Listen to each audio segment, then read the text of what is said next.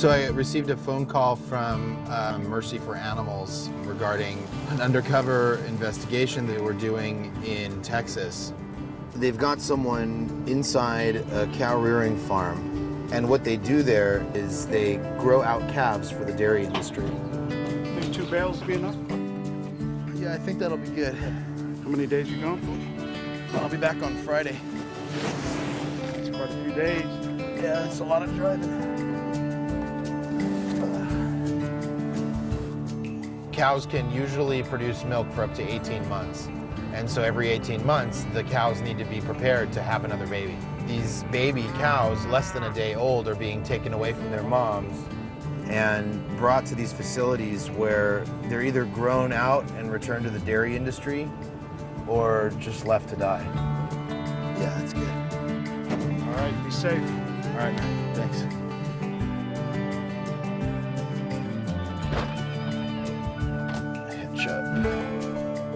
The undercover investigator has worked some sort of deal to release 4 of the calves, basically, to him. In turn, he's going to give them to the Gentle Barn, and we're going to take them, nurse them back to health, and rehabilitate them, and make them part of our program in working with inner-city at-risk and special needs children. The Gentle Barn is an agency that deliberately takes in animals that cannot find homes because they're too damaged. But somewhere along the line, they're going to be healed. And once they're healed, they stay with us for the rest of their life. And then they help us heal abused kids. We work with kids that traditional therapy doesn't work with because they're not going to sit on a couch and tell their life story to somebody. You can't talk directly to them. But I can talk about the animals that have their same stories. And so through the stories, I can talk indirectly to them. And all of a sudden, whereas they come in angry and shut down, within 20 minutes through a story, they're looking me in the eye and they're wanting to know more because they're connecting with what I'm saying. Because really the animal's story is their story. The hope is that the person who's there undercover will be able to stay there. They call it heat. You know, they say right now he's got no heat on him. But if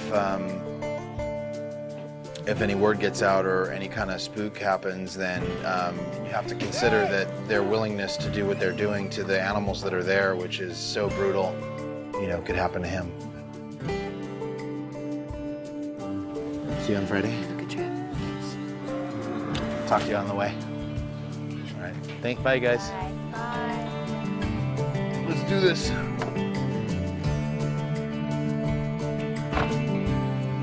"10 hours, here we go."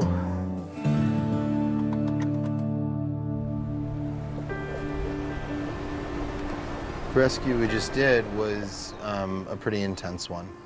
The method in which they were euthanizing the animals, and that's such an unfair word when coming to this particular place. The word isn't euthanize, the word is murder. Most states, about 30 states, have common farming exemptions, which mean that anything that you do a farm animal, as long as it's considered standard in the industry, is deemed legal. And we know that the industry is capable of really egregious abuse. So they essentially allow the industry to decide for themselves what is appropriate. It comes down to economics. If you have to have a baby to have milk from a cow, but you don't want the baby, you just want the milk, then you've got millions of babies not wanted because their milk is stolen.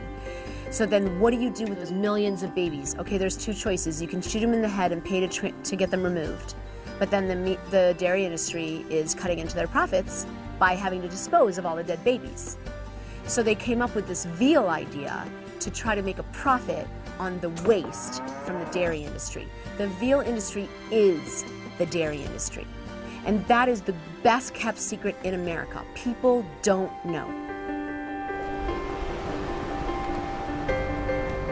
The guy who's in there now, and I can't even believe that he's enduring what he is witnessing calves being either left to starve to death and die or beaten in the head with hammers. And sometimes they don't succeed and they lay there dying on the floor. And sometimes it takes them hours or even a day. And I mean, It's unconscionable to do that kind of thing to any living being. More and more people are starting to understand that there may be something cruel or wrong about the way that we're treating farmed animals, but they don't really want to know. Because once they know, there's now an obligation to become part of the solution. Whether you agree with animals being raised or killed for food, certainly most people can agree that at least these animals shouldn't be tortured. And it's a complete abuse of power to subject these animals to literally a lifetime of misery. So we just got to Texas. We're about to go in and meet with the undercover investigator and Nathan, who's here from Mercy for Animals. We're going to learn about what's been going on there and what our cover story is going to be and get set up for that.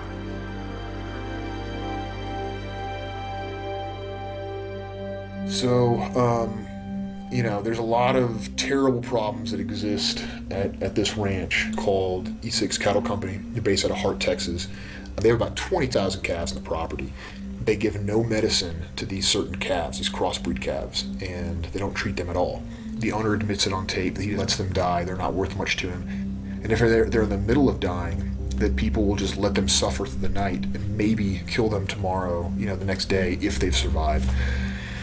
You know, one of my duties is when we go in after we feed the calves, we got to collect the dead. I go with another guy and we pull in between like 12 and 25 calves a day. We pull all these dead calves, and some of them are marked for dead, but they're still alive because they're down. They can't get up, they won't stand, they're barely breathing.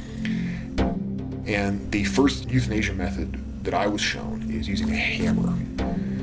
So, you know, I was hired as a carpenter. We have carpentry hammers, and we just try and, you know, this guy shows me that he takes the hammer and he beats the calf on the back of the head and just whacks them, and it's like the calf will keep breathing for a while and keep twitching and moving.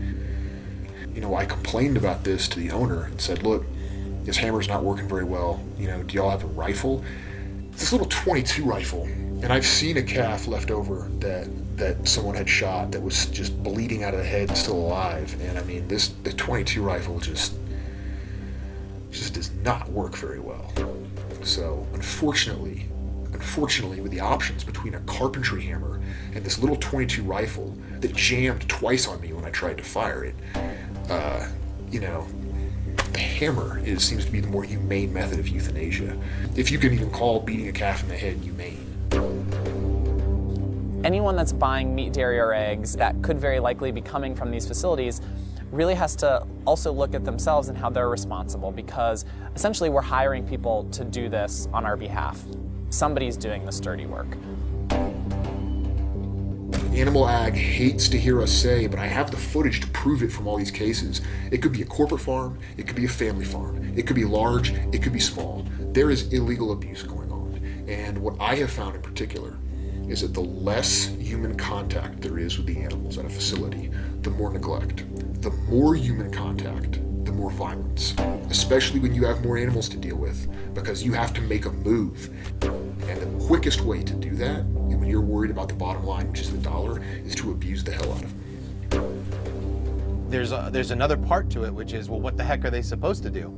They need the money, they have to work, they have children, they have families they're supporting. So if they're being told by their boss that this is how you do it, they're gonna listen. This is a privately owned place. This is a family farm. I feel devastated that it's happening.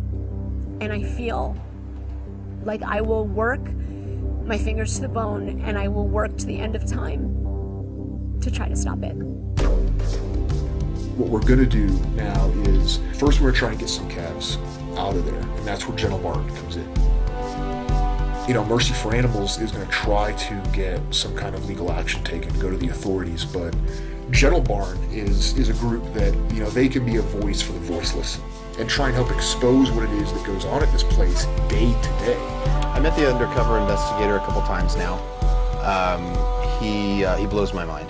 The fact that a vegan man with the compassion that he has can go into a facility like this and experience what he does and have to participate in what's going on there in the name of the animals. I have so much admiration for him and his work and the organization and their work. It's a blessing to be able to have pulled those babies out, to have been able to been the person to go and do that, that I felt honored to be a part of it.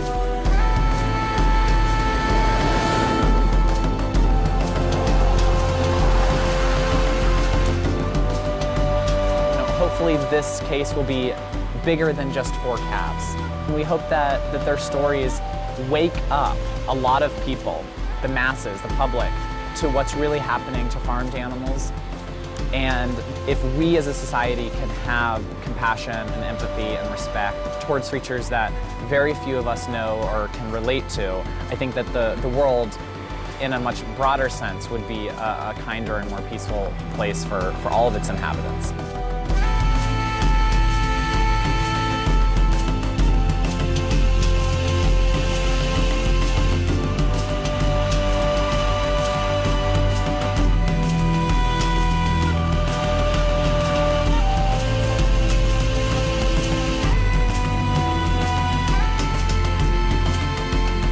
Don't just believe what we're told. Do research, check it out, figure out what's going on behind the scenes, and then follow your heart.